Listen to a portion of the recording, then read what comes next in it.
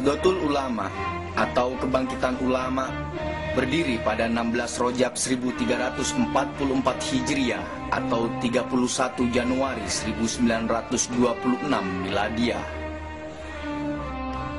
Organisasi ini pertama dipimpin Hadratus Syekh Kiai Haji Hasyim Asy'ari sebagai Rois Akbar, seorang di antara pejuang kemerdekaan Indonesia. Sebagai ketua Tanfidiyah pertama kali atau istilah saat itu Presiden Tanfidiyah adalah Haji Hasan Gipo. Didukung sejumlah nama tokoh seperti Kiai Dahlan Akhyat Kebon Dalem, Kiai Haji Mas Alwi bin Abdul Aziz, Kiai Abdul Wahab Hasbullah, Kiai Bisri Samsuri, Kiai Halim Lemuding, Kiai Abdullah Fakih Mas Kumambang Gresik, Kiai Asnawi Kudus, Kiai Mas Nawawi Pasuruan, Kiai Haji Dahlan Abdul Kohar Mojokerto, dan Kiai Haji Raden Muntoha Madura. Istilah Nahdlatul Ulama pertama kali muncul atas usulan Kiai Haji Mas Alwi bin Abdul Aziz dari sebutan yang sebelumnya dilontarkan Kiai Abdul Hamid, pimpinan Pondok Pesantren Sedayu Gresik, dalam rapat para ulama pendiri di Kampung Kertopaten, Surabaya. Sedang lambang Nahdlatul Ulama dicipta oleh Kiai Ridwan Abdullah. Sejak berdirinya hingga kini, Nahdlatul Ulama mempunyai komitmen yang tegas dalam mengiringi perjalanan sejarah Republik Indonesia. Untuk menegaskan prinsip dasar organisasi ini, maka Kiai Haji Hasyim Asy'ari merumuskan kitab Qonun Asasi atau prinsip dasar. Kemudian juga merumuskan kitab I'tiqad Ahlussunnah wal Jamaah.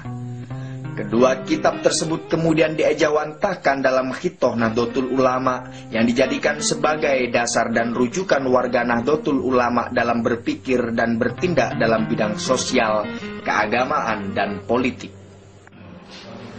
Apa yang dikatakan cultural properties, milik-milik atau hak-hak milik apa itu namanya budaya, sudah ada beratus-ratus tahun sebelumnya.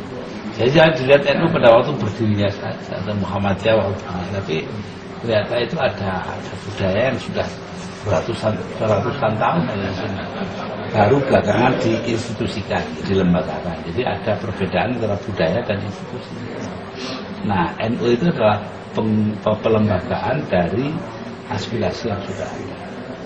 Yaitu ketika, dan ini sudah lama keinginan mengadakan pelembagaan.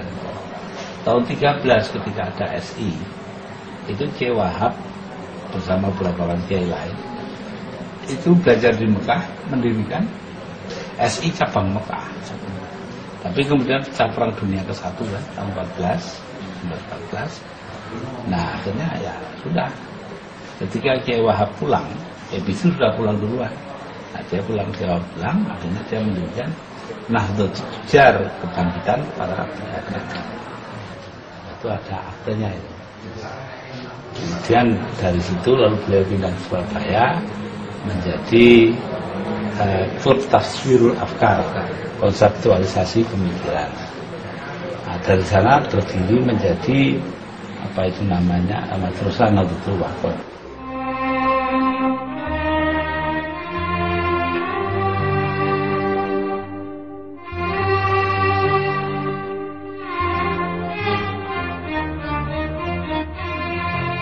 Kalangan pesantren yang sejak awal dengan gigih melawan kolonialisme merespon kebangkitan nasional 1908 dengan membentuk organisasi pergerakan seperti Nahdlatul Wathon atau Kebangkitan Tanah Air pada tahun 1916 di Kawatan Surabaya yang dipelopori Kiai Wahab Hasbullah bersama Kiai Haji Mas Mansur yang kemudian keluar dari Nahdlatul Wathon aktif di Muhammadiyah. Pada tahun 1918 didirikan Taswirul Afkar di kawasan Kebon Dalem, Surabaya sebagai wahana pendidikan sosial politik dan keagamaan kaum santri. Sebelumnya, sepulang dari menempuh pendidikan Islam di Mekah, Kiai Wahab sempat mendirikan Nahdlatul Tujar atau Pergerakan Kebangkitan Kaum Sodagar. Serikat ini dijadikan basis untuk memperbaiki perekonomian rakyat. Nahdlatul Wathon itu kan bangkitnya pribumi, bangkitnya penduduk atau bangkitnya orang-orang tanah air. Itu sekolahan kan namanya seperti itu. Jadi sudah ada satu bukti ya bahwa NU itu dalam gerakannya itu membangun nasionalisme. Sekolahan yang pertama kali itu dinamakan Nahdlatul Wathon. Setelah itu Farul Wathon, Hidayatul Wathon. Di belakangnya itu mesti ada watonnya. Wathon itu bahasa Arab, dalam bahasa Indonesia ini tanah air.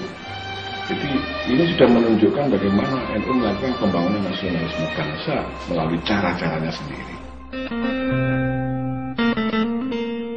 Pada perkembangan berikutnya, Nahdlatul Wathon kemudian berkembang sangat pesat dan memiliki cabang di beberapa kota. Selain di Surabaya, juga di Gresik, Malang, Banyuwangi, Semarang, hingga di Menes, Banten. Ketika Raja Ibnu Saud hendak menerapkan asas tunggal, yakni madhab Wahabi di Mekah, serta hendak menghancurkan semua peninggalan sejarah Islam maupun pra-Islam yang selama ini banyak diziarahi karena dianggap bid'ah, mendapat sambutan hangat dari kaum modernis di Indonesia, baik kalangan Muhammadiyah maupun PSII. Sebaliknya, kalangan pesantren yang selama ini membela tradisi keberagaman yang sudah berlangsung lama, menolak pembatasan bermadhab dan penghancuran warisan peradaban tersebut. Didorong oleh minatnya yang gigih untuk menciptakan kebebasan bermadhab serta peduli terhadap pelestarian warisan peradaban, maka kalangan pesantren terpaksa membuat delegasi sendiri yang dinamai dengan Komite Hijaz. Komite ini diketuai Kiai Haji Wahab Hasbullah bersama Syekh Ahmad Ghonaim Al-Misri dan Kiai Asnawi Kudus. Dengan dukungan Haji Hasan Gipo dan Haji Burhan, berhasil dikumpulkan dana untuk memberangkatkan para kiai ke Mekah. Atas desakan kalangan pesantren yang terhimpun dalam Komite Hijaz dan tantangan dari segala penjuru umat Islam di dunia, maka Raja Ibnu Saud mengurungkan niatnya. Hasilnya, hingga saat ini di Mekah bebas dilaksanakan ibadah sesuai dengan madhab mereka masing-masing. Itulah peran internasional kalangan pesantren pertama yang berhasil memperjuangkan kebebasan bermadhab dan berhasil menyelamatkan peninggalan sejarah dan peradaban yang sangat berharga. Kemudian Nahdlatul Wathon ini mempunyai kegiatan yang menyangkut ibadah haji. Karena Saudi Arabia lahir tahun 24, nah mereka bermadhab kembali, maka kiai-kiai di sini itu kumpul lalu minta kepada Raja Saudi supaya diperkenankan ibadah haji menurut cara masing-masing. Berangkat dari Komite Hijaz dan berbagai organisasi yang bersifat embrional dan ad hoc, maka setelah itu dirasa perlu untuk membentuk organisasi yang lebih sistematis untuk mengantisipasi perkembangan zaman. Setelah berkoordinasi dengan berbagai kiai se-Jawa dan Madura, maka muncullah kesepakatan untuk membentuk organisasi yang dinamakan Nahdlatul Ulama. Nah, ketika kemudian kan dapat jawaban bahwa boleh, ya sudah, bubar kan teorinya Komite Hijaz. Tapi lalu Kiai Hasim diberitahu bahwa eman itu kalau bubar, terus kan jalan. Nah, kita nama Nahdlatul Ulama itu meminjam dari kitab Syarah Al-Hikam, Syarah Al-Hikam dari Ibnu Athaillah As-Sakandari, bahwa di sana ada kata-kata la tashab man la yunhiduka ilallahi haluhu wa la yatuluka ilallahi maqluhu. Jangan kau temani, artinya jangan jadikan guru orang yang tingkah lakunya tidak membangkitkan kamu kepada Allah. La yunhiduka ilallahi haluhu wa la yatuluka ilallahi maqluhu, dan kata-katanya tidak menunjukkan kamu kepada Allah. Jadi NU itu lahirnya karena itu. Lalu bagaimana hakikat NU? Ya, seorang atas Sultan Talib lah cerita pada saya bahwa NU ini adalah organisasi yang aneh, psikik. Dalam statutanya ditulis berdiri itu 29 tahun.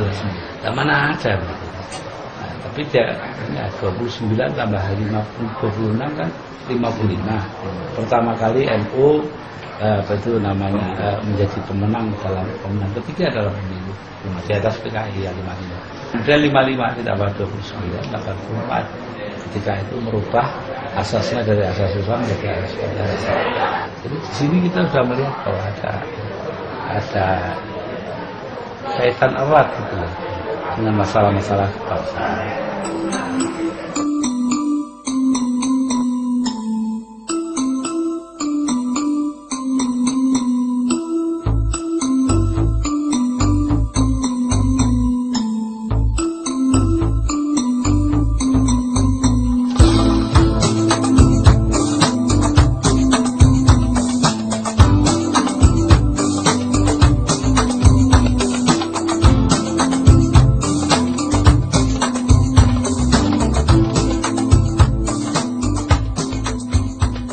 Atas sebuah kaidah yang menjadi pijakan warga Nahdlatul Ulama memelihara nilai-nilai lama yang baik dan menerima nilai-nilai baru yang lebih baik, maka Museum Nahdlatul Ulama didirikan.